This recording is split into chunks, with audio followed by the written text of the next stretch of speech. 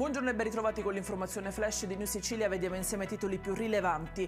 Inferno sulla Catania-Siracusa questa mattina intorno alle 8 per un incidente che ha coinvolto 2 mezzi pesanti e 4 auto. Una di queste è rimasta schiacciata da 2 camion, causando il decesso sul colpo di una ragazza di 24 anni originaria di Belpasso.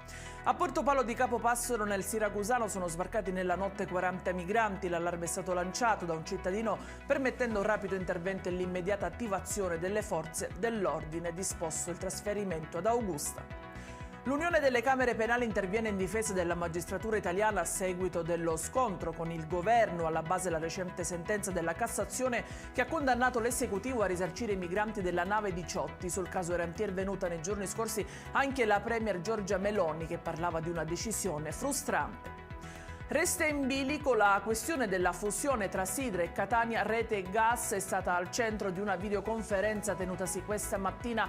A intervenire la Cisel Federenergia con Pietro Scalia e la Cisel Catania con il responsabile Giovanni Lo Schiavo. I rappresentanti sindacali adesso chiedono chiarezza e trasparenza per il futuro dei lavoratori.